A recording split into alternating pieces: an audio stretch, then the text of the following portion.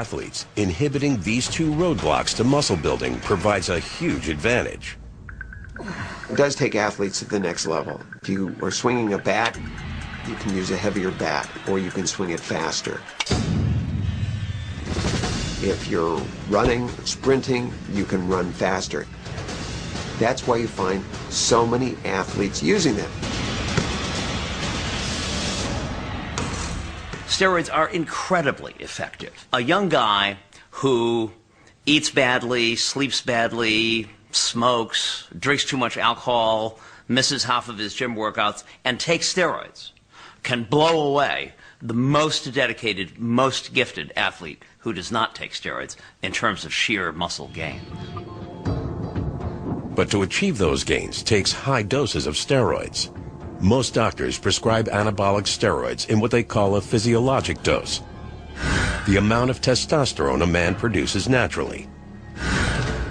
Some endurance athletes who want to reduce recuperation between workouts use a physiologic dose of steroids. Some sprinters with higher strength and power needs may use twice the natural amount.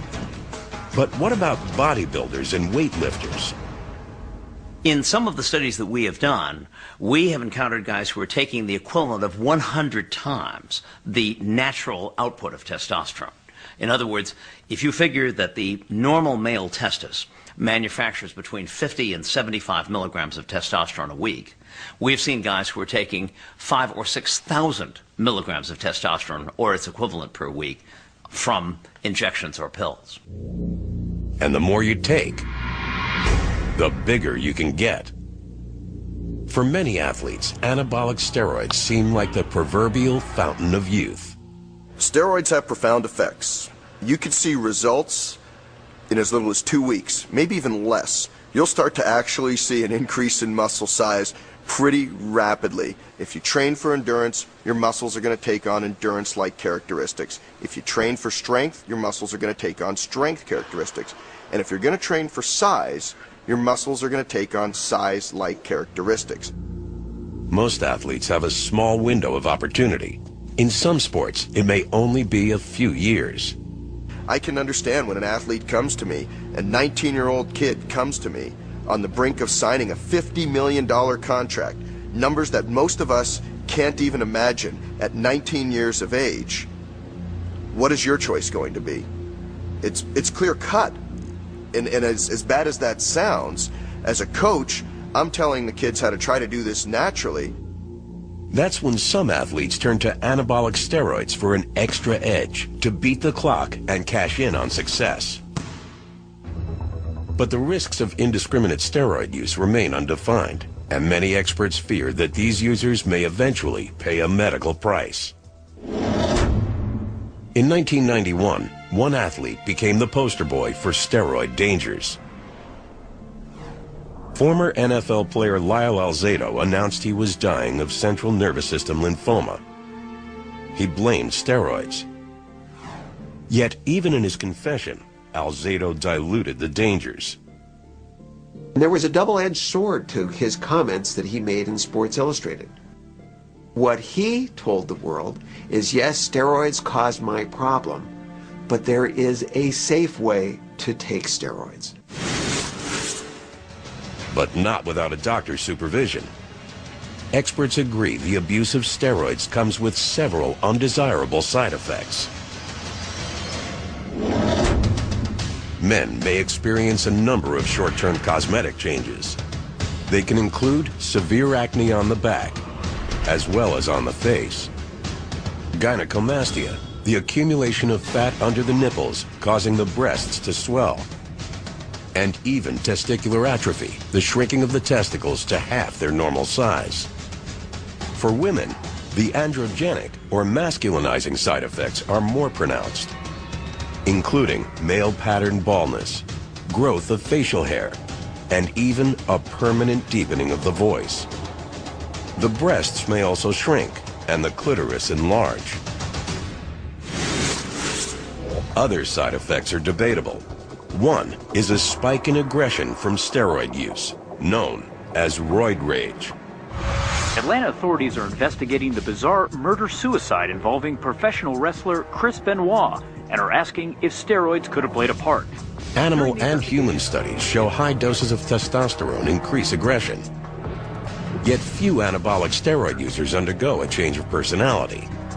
Steroids make an unstable person more unstable. They make an aggressive person more aggressive. It's usually been a person who's had problems. So it hasn't been a Jekyll and Hyde where you've been a kind, caring, docile, a friendly person and turn them into an aggressive monster. Studies suggest only a minority of users turn violent. Between 1993 and 2000, 4 double-blind clinical trials administered high doses of steroids to 109 men. Roughly 5% experienced reckless or aggressive behaviors. You can have 5 different guys who take the same dose of steroids, 4 of whom will have virtually no psychiatric changes, and 1 of whom will go completely berserk.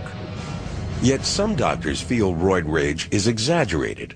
You give me State College, Pennsylvania, in Ann Arbor, Michigan, on a football Saturday, and I will show you as many cases of alcohol-induced rage as you will see in the United States in 50 years from anabolic steroids. Roid rage isn't the only side effect under debate. People take steroids, men and women, because it works. But it comes at a price. The price, perhaps life itself. Professional bodybuilder Steve Mahalik was once Mr. USA, and Mr. America, and Mr. Universe. He was also a devout steroid user. Mahalik began using steroids in 1975 to prepare for the Mr. Universe competition. He kept using them for 10 years. He believes steroids help buy something priceless, the pinnacle of bodybuilding. I used them a ton, but you know, whatever comes up must come crashing down eventually. Finally, I collapsed on the stage and went to the hospital, and I had 2 grapefruit-sized tumors on my liver. Mahalik embodied what many scientists believe. In the short term, steroids may build your body, but in the long run, you pay a price. On the outside, a steroid user might just look bigger, more masculine. But on the inside, doctors believe this could happen. One type of oral steroid has been linked to tumors and cancers of the liver. Others have suffered a rare condition called peliosis hepatitis, where blood-filled cysts form on the liver and can rupture, causing internal bleeding.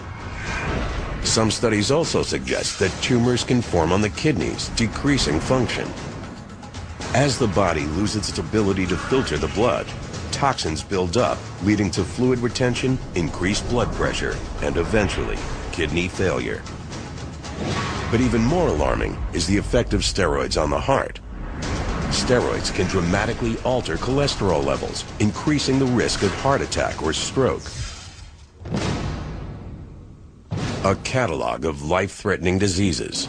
Steve Mahalik has had them all. Liver tumors, pancreatitis, gallbladder disease, a heart attack, a stroke, and the list goes on. All my organs were shutting down one by one, piece by piece, and all my arteries were clogged, all 7 in my heart. I had no blood going to my heart. The doctor woke me up. He said he saw more blood in a dead person than he saw me being alive. Steve has company. Spare the pain, spare the shame. Let's go. My group of champion bodybuilders, 70s, 80s bodybuilders, are now just starting getting bypass surgery, who's getting valve replacement surgery, who has liver problems, kidney problems, who died from a heart attack.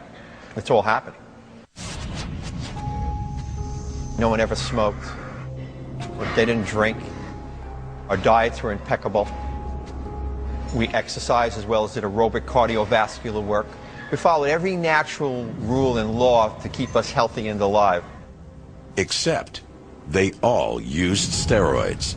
That's the difference. There's that one variable. It's only one variable amongst all of us. But while Mahalik blames steroids, science has reservations. In the last 70 years that these drugs have been used in medicine, I'm not aware of any study that's evaluated their long-term effects. You know, a lot of what you see on some of these issues is case studies or anecdotes. So this person used steroids and he had a liver cancer, or he had a kidney tumor, and from a methodology standpoint, that's the lowest of the low. I mean, you cannot prove cause and effect. You just can't do it. Proving cause and effect is made harder by steroid users who often mix other drugs, including growth hormone, insulin, thyroid hormone, and amphetamines. So you have this cauldron, this witch's brew, and then people ask me, well, anabolic steroids is in that cauldron, what effect do they have in combination with all these other drugs? I go, got me. But it's interesting because it's always the steroids that are pinpointed as the culprit. For scientists, pinpointing the dangers of steroids has been difficult. The evidence may be there, but it has proven elusive. Science still doesn't know what is going to happen in the long term with steroids. On the one hand, there are hundreds of thousands of people who have used the drugs who don't appear superficially to be particularly the worse for wear. But then on the other hand, there are every few months stories about another old-time bodybuilder or athlete who abruptly died under somewhat mysterious circumstances. Pro wrestler Brian Pillman died at 35 of a heart attack. Wrestler Eddie Guerrero died at 38 from heart disease.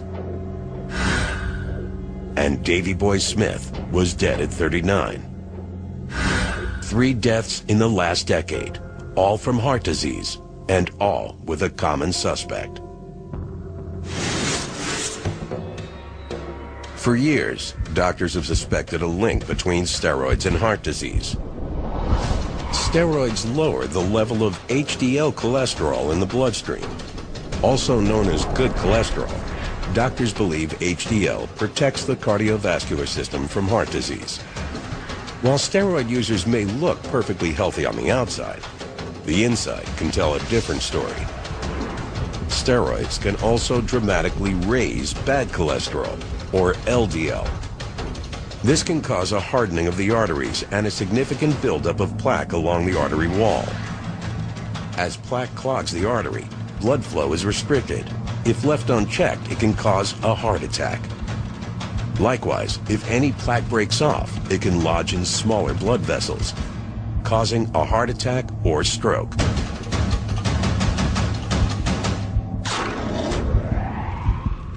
And the damage can be done after only a few years of steroid use. Exhibit A is Danny McDermott. Now a 54-year-old financial advisor, Danny was once a champion bodybuilder. Back when I was competing, and you want to be at that, national level, that international level, you could bet your competition's using steroids. So was Danny. At 36, 7 years after quitting steroids in bodybuilding, he took a body blow. The doctor came and said, you just had a massive heart attack and you're lucky to be alive.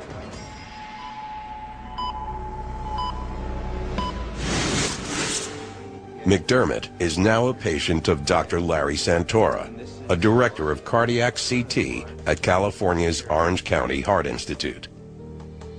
In the fall of 2006, Santora published the first ever observational study on steroids and heart disease. It was also the first study to use an electron beam CT scanner to see how much plaque had built up in steroid users. A significant amount had severe plaque at a very early age, in their 30s, the type of plaque that you might see in somebody in their 70s or 80s. All 3 of your major arteries, you have atherosclerosis or plaque in each of those. To get to this level of bodybuilding and a professional athlete who uses it and performs, they're going to need to take it for several years, and that's when you're going to start to see the effect. And these guys have been doing it for 10, 12, 15 years.